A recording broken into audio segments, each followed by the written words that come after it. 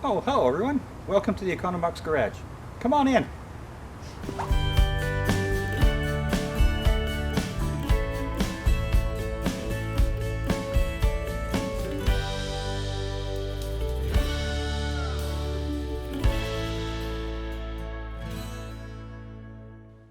So one thing I didn't do in the last episode was show you what the horn sounds like now that the horn button is all fixed. So here we go. What I was aiming for is to be good and loud so I can be heard. And I think I met that goal. What do you think? Well, the next little task I'm going to do is install the grill. Now that I have the horn and everything installed in behind there. So I've spent some time just cleaning the one that came with the car. It's not perfect, got a couple of dents. It has some rust on it, but I've hit that with some rust converter or rust stop, whatever you want to call it. And there are a couple of the pins missing, but I'm not overly concerned with that because there's, we've still got a bunch on the bottom and a bunch across the top. And then what secures this to the car are these little speed nuts, or I think that's the proper term for them. And then they basically just push on you push it over the peg, and the idea is that these won't come off easily and holds the grill in place. First thing I'm going to do is tape the grill into place, and that way when I tip the bonnet up it won't fall off the car, and I'll be able to get to all the pins that I need to, I think. I may have to call in an extra set of hands, but we'll see how it goes. Now with the grill taped in place, I'll tip the bonnet up and then I'll be able to get to the pins in the back. So I'm just going to place the little clip over top of the pin down in here.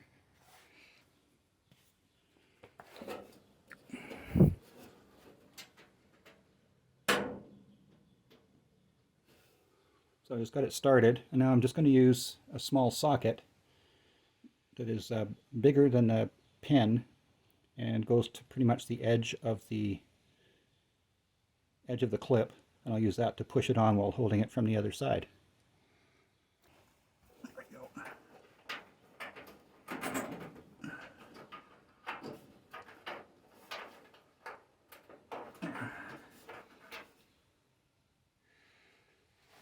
So I'll just repeat that with all the other pins, and that will be the grill installed.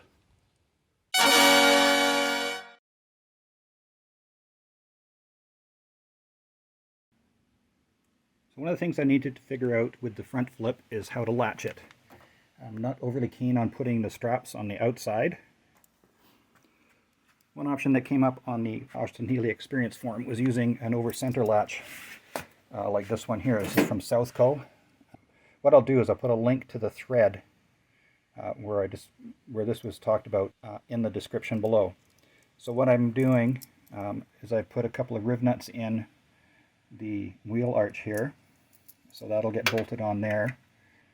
I'm using a 1/8 spacer in behind with a couple of washers on the top one to tip it out, because I want to make sure that it does go over center and stays latched. So that's that end. On the bonnet itself, I just cut a little slot in this triangular piece, and what will happen is the hook will get pushed in there, the latch tightened, and that'll hold it down.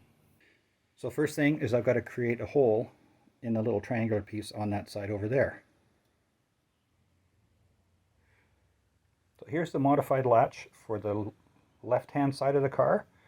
You've seen I've bent down one of the tabs on that side that just clears the edge of the fender, and I put a slight bend in the arm here, and I've spread the actual hook out a little bit. Spray painted everything black. There's the spacer I was talking about earlier, and just painted the heads of the screws. I don't want this to stick out, so kind of not necessarily a stealth application, but I just want to kind of de-emphasize the clip. So I'm going to put this one back on the car, and I'll show you how it looks, and then I'll show you how I actually got everything set up while I'm installing the one for the right hand side of the car. Well, there you can see, or sort of see the latch installed in place, and I'm glad that it's kind of hard to see. And you'll see why I bent this tab over here. As I close that, it just clears the edge of the lip of the sill here. So it's still easy to grab. It's in a spot where it actually does go over center, which is how this latch works. So I'm quite happy with that. So now I'm just going to replicate that on the other side. The first thing I have to do is replicate this hole on the little triangle section over there. So what I'll do is I'll just make a paper template of this one and transfer it over to there. How I did this is I drilled 2 1/4 inch holes about 1/2 inch apart, so I end up with about a 3/4 inch or 5/8 slot, and just use a Dremel to cut between the 2 holes. And then I touched up the paint so it was not going to rust. So now I'm going to do is just replicate that hole on that side. So here's, you can see I just used the dirty finger trick, a piece of paper, and you can see the top of that triangular piece, and then the other 2 sides, and then you can just see the outline of the hole here. So what I'm going to do is cut this out and tape it onto the other triangle, mark where the holes go, and drill away. So here's my little template with the slot in it that I took from over on that side, and then to utilize it on this side here, I just flip it over and I put it up against, just flip it over and I put it up against the piece here, and I've just marked on where that hole is going to go. I'm going to take the punch and mark the center so that I know where to drill. I'll show you how I avoided drilling all the way through, because as you can see, between this here and the outside of the bonnet, there's not a lot of room. So there's a couple of ways this can be done, and I'll show you the one that I used. Okay, in order to drill that slot, I'm going to start with a small drill bit, get the holes drilled for that, and it gives me a nice place to start with the 1/4 inch drill bit, which is how wide that slot is. And what I'm going to do is I've got a piece of fairly heavy metal here that I'm just going to slide in behind here, and so that way if the drill gets away from me, it'll just hit into this rather than go all the way through the outside skin of the bonnet. The hole, or I've already center punched the spot where the drill's supposed to go. I'm going to hold this in right down in there and get started.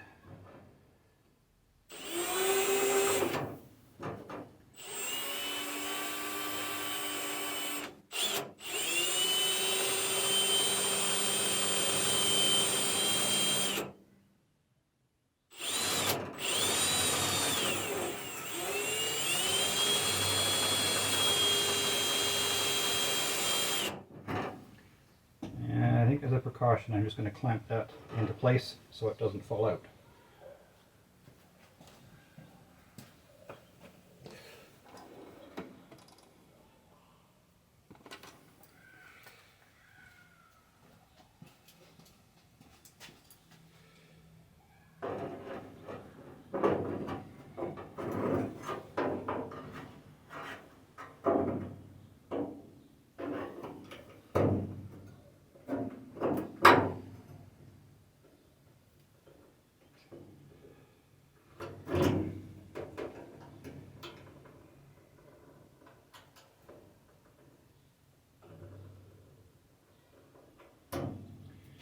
Now I have double checked to make sure that this plate is in behind both spots for the drilling, so I'm happy with that.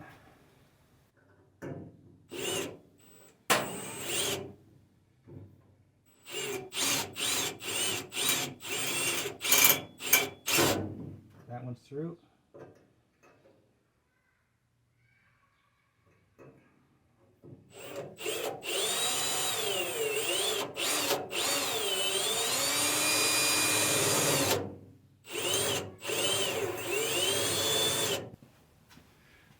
Okay, I have the small holes drilled. Now I'm just going to go to the larger size and drill those 2.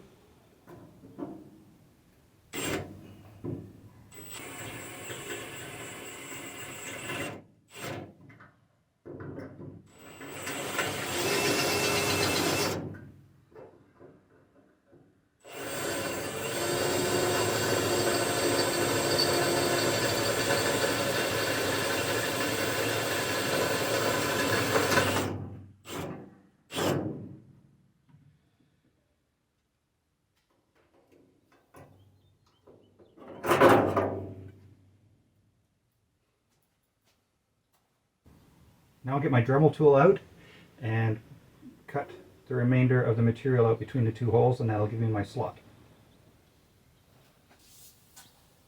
And I just got a tiny little cutoff disc on there.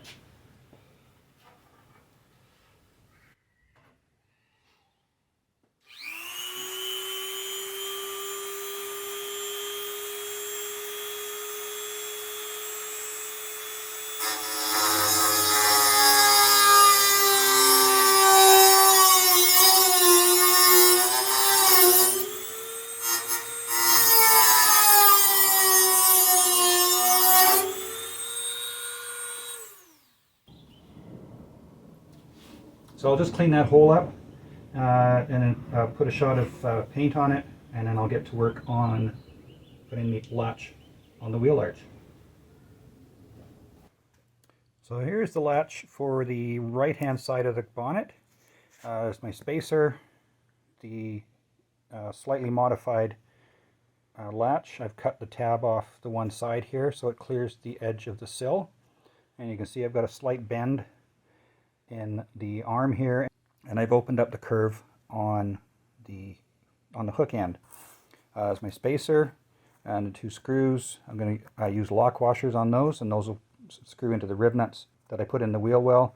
And I've also going to be putting a couple of washers between the spacer and this top hole on the latch itself, and that just tilts it out a bit more to ensure that I get the over center action on the latch and that it stays where it's supposed to until it's unlatched. So I'll get this installed, and that way both latches are on, and I'm not going to be worried about the bonnet bouncing open as I go down the road. Well, there's the latch installed on the right hand side of the car.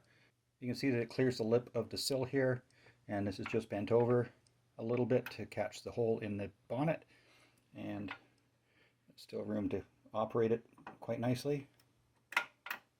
And away we go. It looks like I have some touch-ups to do on paint up through here, but I can get to that in a bit here. So anyway, very happy with how that's turned out. So there you can see it's all latched up. The hook is into the hole in the little triangle piece there. The tab that I cut off, the one end of the tab I cut off has cleared the sill, and that is good and solid, and I'm very happy with how that's turned out. I am glad I did paint it black from the silver, otherwise it would just really stand out. I have learned though that to open it, I do need to keep the wheel turned a bit. There's not enough clearance with the tire pointed straight ahead to get the latch to operate. So I will call that a success. Well, that's a wrap for this week. Thanks for joining me. I'm very pleased with how the bonnet has come together. If you enjoyed the video, please be sure to share it with your friends. Hit the like button, hit the subscribe button, and don't forget that little bell icon. Click on that and you'll get notified when the next video comes out. If you'd like to get a hold of me directly, you can do so at the email address I'll put at the bottom of your screen and in the description below. Thanks again for joining me. My name is Ian. This is the Econobox Garage. We'll see you next time.